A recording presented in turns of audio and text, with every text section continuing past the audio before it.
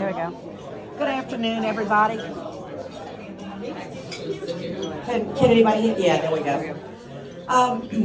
Continue eating your lunch quietly, I hope, because we have back with us again our instructor from yesterday, Bobbi Howe. For those of you who were not here for her session yesterday afternoon, she's a second-generation real estate professional, and she has over 20 years of experience in the real estate industry. She's the 2020 Kansas City Regional Association of Realtors President and the 2019 Chair of, you're going to love this, Strategic Thinking Advisory Committee for the National Association of Realtors. I love strategic thinkers. I don't know how to do it or spell it. She has a passion for speaking on the topic of mental health for realtors and those in the real estate industry, and in her spare time she loves running marathons and being an association junkie. Welcome, Bobbi. Thank you. So they brought me on the stage today, so apparently I feel like I should stand on the stage. Can you, those of you in the back of the room, can you see me? We good? All right. Can you hear me okay? Awesome.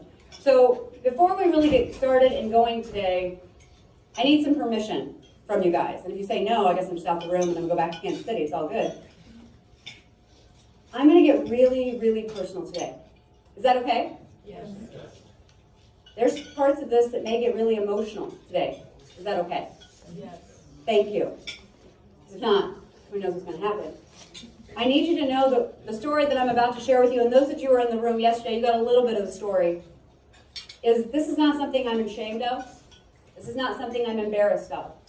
This is not something I'm looking for sympathy or attention from. This is a true story that happened to me. I feel I have a duty, an obligation, and a responsibility to share my mother's story with you all. So before I can get going into my presentation today, I need to share with you her story. I did mention I'm a second-generation realtor.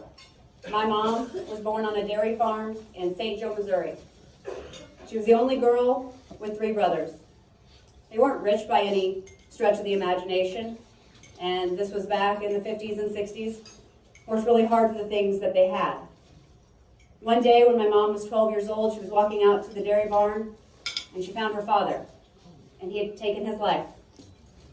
And in that moment, everything in my mother's life changed. She was no longer the youngest child, the little girl. She became a woman in that moment because she and her mother had to help raise the other 3 boys. My mom graduated from high school a semester early. She married my dad shortly thereafter. They were told they could never have children, which obviously is a lie because I'm here before you today. They never had any other children.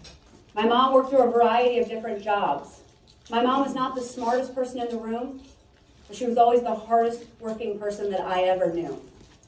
She worked as a forklift driver in a factory. She worked as a school bus driver. She used to break and train quarter horses. There was a time when she was a bodybuilder. I'll get into that here a little bit later. And then she became a bank teller. And while she was a bank teller, she made friends with this gentleman who was coming through the bank almost on a daily basis, making these very large deposits. And as she got to know him, she discovered he was a broker of a local real estate company. And he took my mom under his wing like she was a daughter of his. And he helped her save up 6 months worth of living expenses so that she could go get her real estate license and become a realtor. In the first year, my mom was Rookie of the Year. Her 3rd year in the business, she was the #1 agent in our community, and she remained the #1 agent in our community for over 15 years. She, to this day, still has the top sales volume record ever. Though this year last year it may have got broken because the limit got really close. I watched them very carefully on the numbers. My mom was your typical top producer. The one that was too busy to be involved with the association. I saw her burn the candle at both ends, day in and day out. And I swore to God this was the one thing I was never, ever going to do.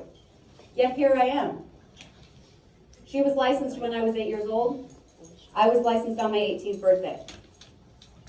Back when I was 10 years old, I started writing her contracts for her because she'd put a closing on a Sunday or she'd misspell refrigerator and my smart ass would correct her every single time. And one day she goes, if you're so smart, you write the contract. I wrote a perfect contract that day. So that's how I made my allowance going forward. I wrote my mom's contracts. I did all of her marketing, all the flyers. Back in the day, you'd go get a whole bunch of photos made, a 1-hour photo, and you'd glue them onto a piece of paper that you typed out the flyer. You know what I'm talking about. You've been there. Those of you that have not been in business long enough, you don't even know how easy you have it nowadays. My mom and I worked together for a very, very, very long time. And then there became a time where I had to separate and go do something else. You see, at this point in time in her career, alcoholism had taken over her life. And I remember very distinctly, there was one day we were showing a church to a local attorney in town. It was about 10:30 in the morning. And from the distance between myself and Matt Ritchie, I could smell the alcohol in her breath. And I took her outside and we had a conversation, and she said, "You don't understand, Bobbi. This is how I deal with what I'm going through." I didn't want to grow up with being attached to that being my legacy. I needed to go and create my own legacy. So what I discovered was a world within the association world was something I had never, ever experienced before. Like-minded people who knew how to balance, who wanted to help each other, who wanted to come from a place of contribution, that we weren't always fighting with each other. And I found my world and my place there. Fast forward a few years later, it's actually exactly 7 years ago this past Tuesday. It was actually the Monday after the Super Bowl of that year. And I had gone to a meeting, Realtor the Salesperson meeting at our local board. I had won, we were picking out the new winner. My mom should have also been at that meeting. She wasn't. But it wasn't unlike her to not show up to the meetings because she was a top producer. She was too busy for the association world. And when I left that meeting, I got into a car with someone else, and I got a call from my stepdad that I'll never forget. And all I said was simply, "Bobbi, your mom has taken her life." And in that instant, my life changed for forever. I had a 4-month-old little boy at the time. I was still going through postpartum. And everything changed. And I figured out, how can I stay in this industry? This is what it's given back to me. I've given so much of myself. And so I stepped back for a little while. And I became a virtual assistant for a lot of top producers across the country. Lee Brown, Maura Neal, Brian Copeland. I know you guys all know a lot of these names. They're very, very dear friends of mine. It allowed me to stay in the real estate industry and yet step back for a little while and reevaluate everything. And during that time, I received an opportunity to take over an office of 500 agents in North Kansas City. And I really questioned whether that's what I wanted to do. And as I got into evaluating this experience, I discovered it's exactly where I needed to be. It allowed me to be one-on-one with realtors and have conversations with them about how they were letting this industry eat them up and spit them out, and we don't have to do that. Too often we come to real estate conferences and we learn how to go sell more real estate, how to do this, how to do that, but we don't talk about the mental health that's involved within this industry. We do not talk about how to deal with the stresses that we have. We can have the highest of highs and the lowest of lows all in the same day, and why aren't we talking about it? So today, while you all are still finishing up your lunches, we're going to talk about how we deal with this. This is called Lessons from the Other Side. I hope that at least one of these points speaks to you on some level. I really hope more than one does. And please know that I'm always here for you. You can find me anywhere, Facebook, Twitter, wherever, and I'm here as a resource for you guys. So, very first one I need you to know, work-life balance is a misnomer. It's such a catchphrase right now. We all want work-life balance. We all want work-life balance. I need you to know that there's going to be very few times in your life when you truly have work-life balance. You're going to have times of your life that are more work-heavy, and they're going to suck. And the sooner that you just accept that and you just live with the fact that there is work life that sucks, the easier it is to just accept it and move forward.